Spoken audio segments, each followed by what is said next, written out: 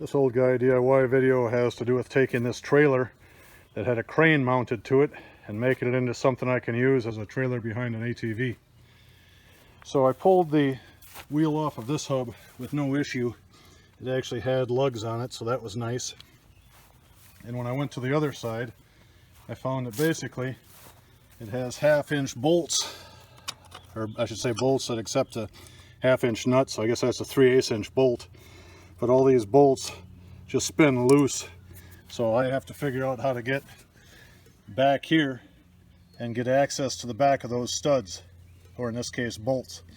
So my plan is to remove this, take that big nut off, and pull the face of the bearing assembly off and see what I find. The cutter key came out easy, and now I have a 27mm socket on there. I'm just spinning that nut off by hand, so it looks like this might be a not too difficult job. After removing the nut, you had these little washers, and then this is the side that was facing me with the spinning 1/2-inch bolts. I just pulled the assembly off of the spindle. You can see here I have access to all these bolts now, and here's the rear bearing assembly.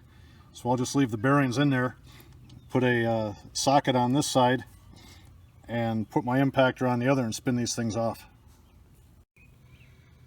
Those bolts came out surprisingly easily.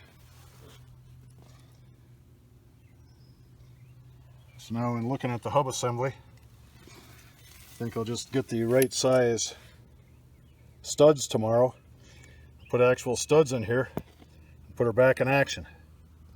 You can see the critters enjoyed a little bit inside this hub over the last 20 years, but no more.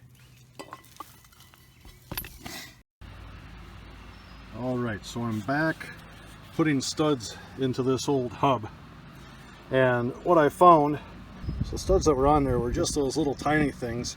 When I went to Tractor Supply and Family Farm and Home, the smallest studs they had were these 1/2-inch studs. So I went to Family Farm and Home, and they had the studs for $10, and the nuts were an additional $5. And at Tractor Supply they wanted $24.99 for the studs, another $10 for the nuts. So it certainly made sense to get them from Family Farm and Home. But when I got the 1/2-inch studs and went to put them into this hub, the holes back here were too small. Now this is probably a 30-year-old wheel assembly, and it's going to be used for a low-speed ATV trailer, so I wasn't too worried about making the hole bigger. So I took a step drill and I just drilled it out. But after I got through this little steel sleeve, when I went to put my 1/2-inch stud in there, the stud just wobbled around. There wasn't enough interference to make a decent contact.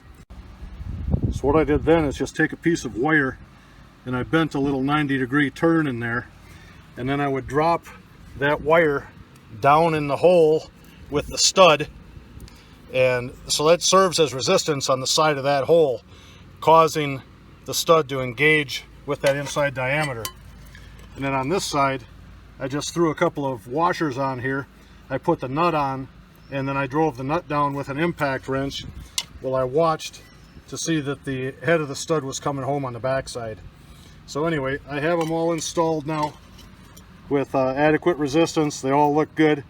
So now I'm going to just repack the bearings with grease and put this assembly back together.